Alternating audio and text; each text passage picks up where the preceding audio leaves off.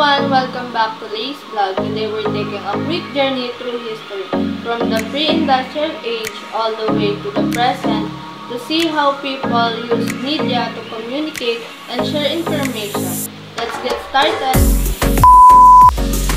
Alright, so before the Industrial Revolution, life was pretty different. No TVs, no internet, no newspapers. And simply, people must rely on oral communication, like stories, legends, and news passed from person to person. Sa panahong ito, oral tradition ang pangunahing paraan ng pagpapasa ng mga information. Minsan, ginagamit nila ang mga drama para mag-communicate sa kanilang mga communities. They also use written messages and materials like papyrus or clay tablets, but these were rare and only for important messages. Next up is Industrial Age. This is when things started to change rapidly. Nagkaroon tayo ng printing press.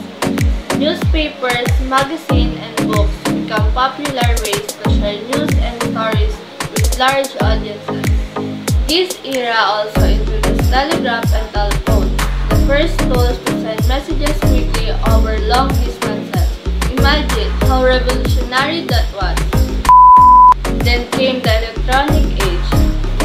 Dito, naging mas accessible ang media. Pwedeng manood ng balita, pelikula, at entertainment shows sa TV at makinig sa radyo. Suddenly, the whole world was just a screen away. News, entertainment, education, everything was broadcast directly into our homes. The internet, social media, smartphones. These are our new media tools.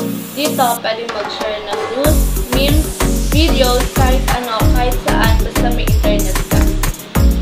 Information is now instant and interactive.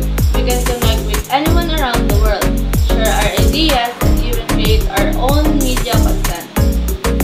So from storytelling around the fire to streaming videos on our phones, media has come a long way. It's amazing how each era made communication faster and more accessible. Sana nag-enjoy kayo sa quick history natin. Don't forget to like, comment, and subscribe for more videos. Thank you for watching!